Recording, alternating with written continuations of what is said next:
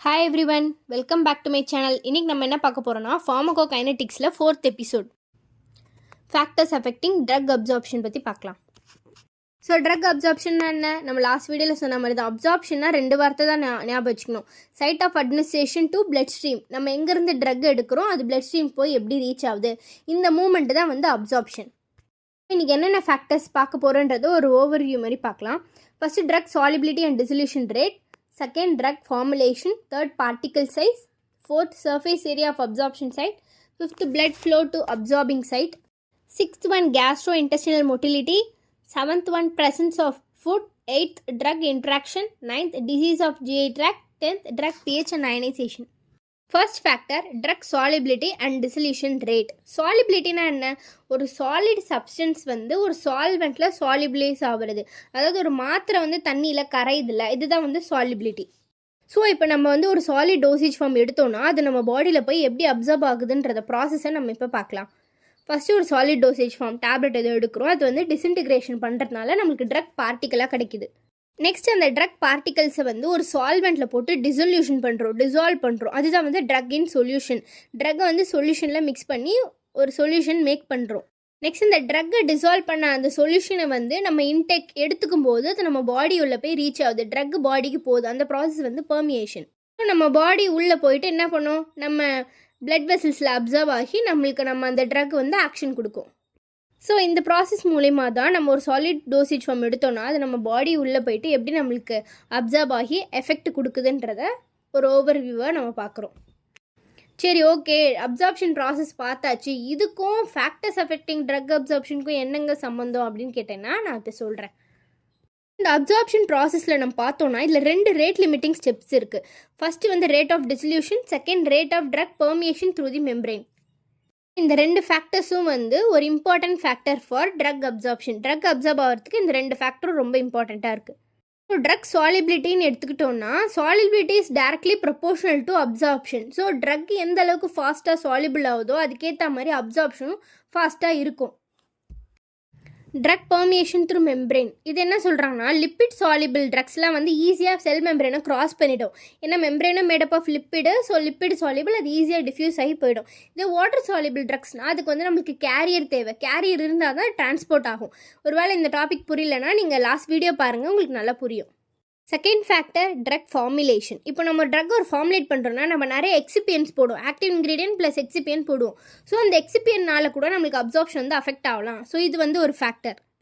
அதே மாதிரி different dosage ஃபார்முக்கு டிஃப்ரெண்ட் அப்சார்ப்ஷன் இருக்கும். For example tablet, capsule, suspension, சிரப்னு எடுத்துக்கிட்டோன்னா ஒவ்வொருத்தவங்களுக்கு ஒவ்வொரு விதமான அப்சார்ப்ஷன் இருக்கும். Third factor particle size. Size எவ்வளோ சின்னதாக இருக்கோ அந்தளவுக்கு அப்சார்ப்ஷன் ஸ்பீடாக நடக்கும். Small particle dissolve faster than large one. So அதனால தான் ஸ்மால் பார்ட்டிக்கல் ஈஸியாக அப்சார்ப் ஆகிடும், லார்ஜ் பார்ட்டிக்கல் ஸ்லோவாக அப்சார்ப் ஆகும். Fourth factor surface area of absorption site. Surface ஏரியாவும் டைரக்ட்லி ப்ரொபோர்ஷனல் டு அப்சார்ப்ஷன் தான். அதாவது சர்ஃபேஸ் ஏரியா பெருசாக இருந்ததுன்னா அப்சார்ப்ஷனும் நிறைய இருக்கும். இப்போ நமக்கு வந்து ஸ்மால் இன்டெஸ்டைனில் நமக்கு வந்து விலை, மைக்ரோ விலையெல்லாம் இருக்கும். ஸோ அதனால சர்ஃபேஸ் ஏரியா அதிகமாக இருக்கும், அப்சார்ப்ஷன் இன்னும் நிறையா இருக்கும். இதே நம்ம வந்து ஸ்டொமக் எடுத்தோம்னா இங்கே விலை, மைக்ரோ விலையெல்லாம் இருக்காது. ஸோ அப்சார்ப்ஷன் வந்து கம்மியாக இருக்கும். ஸோ அப்சார்ப்ஷன் வந்து faster in small intestine than stomach விட ஸ்மால் இன்டெஸ்டைனில் அப்சார்ப்ஷன் ஃபாஸ்ட்டாக இருக்கும். Fifth factor blood flow to absorption site. Blood ஃப்ளோவும் டைரக்ட்லி ப்ரொபோர்ஷனல் டு அப்சார்ப்ஷன் தான். பிளட் ஃப்ளோ வந்து நல்லா இருந்ததுன்னா அப்சார்ப்ஷனும் ஃபாஸ்டராக இருக்கும். ஸோ இப்போ நம்ம வந்து ஒரு ஸ்மால் இன்டெஸ்டைன்லேருந்து ஒரு டிஷ்யூ எடுக்கிறோம், ஒரு ஃபேட்டி டிஷ்யூ எடுக்கிறோம். ஸோ ஸ்மால் இன்டெஸ்டைன் அந்த எடுக்கிற டிஷ்யூவில் வந்து நிறைய பிளட் வெசல்ஸ் இருக்குது. இதே ஃபேட்டி டிஷ்யூவில் பிளட் வெசல் கம்மியாக தான் இருக்கும், ஏன்னா ஃபேட் நிறைய டெபாசிட்டாக இருக்கும் அந்த பிளட் வெசல் சுற்றி. ஸோ அப்போ அப்சார்ப்ஷன் எங்கே நிறைய இருக்கும்? அஃப்கோர்ஸ் நமக்கு வந்து ஸ்மால் இன்டெஸ்டைனில் தான் அப்சார்ப்ஷன் நிறைய இருக்கும். அதுதான் இங்கே சொல்கிறாங்க small intestine has better absorption than fatty tissue. ஏன்னா ஃபேட்டி டிஷ்யூவில் புவர் பிளட் வெசல்ஸ் இருக்கும், வாஸ்குலர் பிளட் வெசல்ஸ் வந்து கம்மியாக இருக்கும். Sixth factor Castro intestinal motility.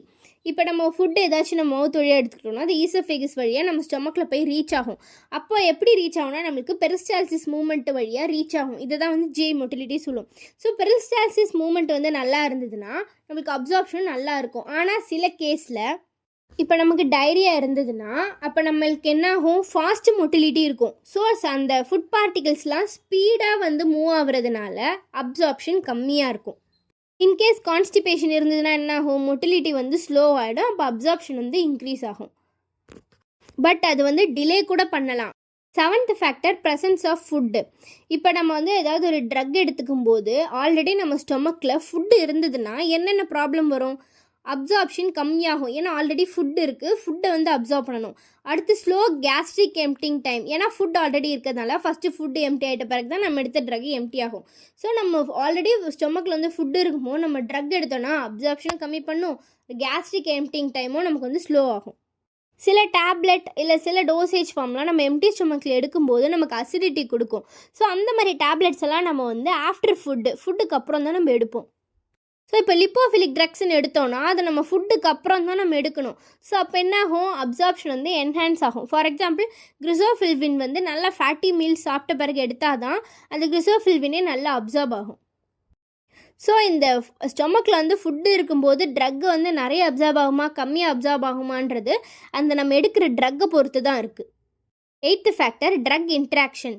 சில ட்ரக்கு வந்து ஆல்ரெடி நம்ம ஒரு ட்ரக் எடுக்கும்போது இந்த ட்ரக் எடுத்தோன்னா 2 ட்ரக்குக்கு நடுவில் இன்ட்ராக்ஷன் வர வாய்ப்பு இருக்குது. ஸோ அதனால தான் நம்ம டாக்டர்ஸ் வந்து மெடிக்கேஷன் கொடுக்கும்போது நம்ம கேர்ஃபுல்லாக பார்க்கணும், இந்த ட்ரக்கும் எடுக்கலாமா. சில time drug and food interaction கூட நடக்கும். ஸோ நம்ம வந்து ட்ரக்ஸ் எடுக்கும்போது ரொம்ப கேர்ஃபுல்லாக எடுக்கணும். சில எக்ஸாம்பிள்ஸ் பார்க்கலாம். ஆன்டாசிட் என்ன பண்ணுன்னா ஆன்டிபயோட்டிக்ஸோட அப்சார்ப்ஷனை வந்து கம்மி பண்ணும். அதே மாதிரி கொலஸ்டீரமைன் ட்ரக் வந்து மற்ற ட்ரக்ஸ் கூட பைண்ட் ஆகி அதோட அப்சார்ப்ஷனையும் வந்து கம்மி பண்ணும். 10th factor disease of GI tract. நம்ம ஜிஐ ட்ராக்டில் சில டிசீஸ் இருக்கும். For example coeliac disease, Crohn's disease, small absorption syndrome, இந்த மாதிரி டிசார்டர்லாம் இருக்கிறதுனால நம்ம அப்சார்ப்ஷன் வந்து அஃபெக்ட் ஆகலாம். Last factor drug pH and ionisation. இது இருக்கிறதுலேயே ரொம்ப முக்கியமான ஃபேக்டர். ஸோ இதை பற்றி நான் உங்களுக்கு டீட்டெயில்டாக நெக்ஸ்ட் வீடியோவில் தெளிவாக கொடுக்குறேன். பட் நான் ஒரு டிப் மட்டும் உங்களுக்கு இந்த ட்ரக் பிஹெச் அண்ட் அயனைசேஷன் பற்றி சொல்கிறேன். இதில் வந்து லைக் அப்சார்ப் லைக் இந்த வார்த்தை மட்டும் நீங்கள் நல்லா ஞாபகம் வச்சுக்கோங்க. இதை பற்றி டீட்டெயில்டாக நம்ம நெக்ஸ்ட் வீடியோவில் பார்க்கலாம். See you, tata, bye.